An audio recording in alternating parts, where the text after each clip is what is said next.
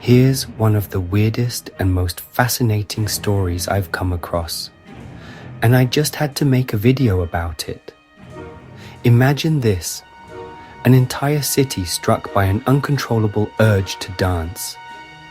Not for joy or celebration, but for days on end, until people literally drop dead from exhaustion. It sounds like something out of a twisted fairy tale, but it really happened. This is the chilling and mysterious tale of the dancing plague of 1518. In 1518, hundreds of people in Strasbourg were struck by a bizarre and terrifying phenomenon. They danced uncontrollably for weeks, and many of them danced themselves to death. What started with one woman spiraled into a mass outbreak no one could explain. Was it ergot poisoning, mass hysteria, or something even stranger? Discover the shocking truth behind the dancing plague of 1518, one of history's most chilling medical mysteries. In 1518, the city of Strasbourg experienced one of the most mysterious and bizarre medical events in history, known as the dancing plague. For weeks, hundreds of people were caught in an uncontrollable, trance-like dance, unable to stop even as exhaustion and death overtook them. The strange phenomenon remains one of the most puzzling mass hysteria events ever recorded. The outbreak began in July 1518, when a woman named Frau Trophea stepped into the street and began dancing with no apparent reason. She moved with relentless energy, continuing for hours without pause. Over the next few days, others began to join her, seemingly unable to resist the compulsion to dance. Within a week, dozens of people were involved. Within a month, the number had grown to over 400 men, women and children, all caught in an unrelenting, involuntary dance.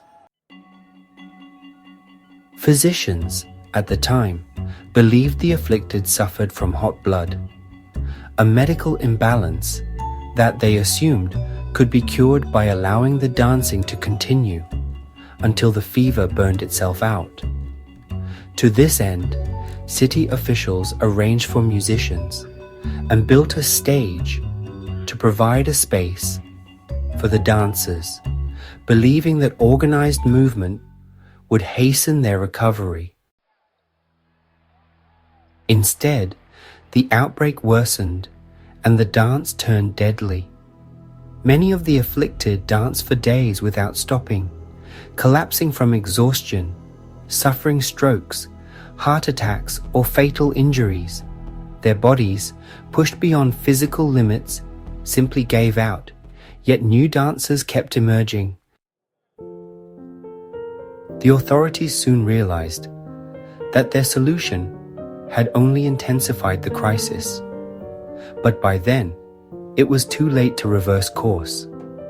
The event lasted for over a month, leaving many dead and hundreds more physically broken and psychologically shattered. The true cause of the dancing plague of 1518 remains unknown.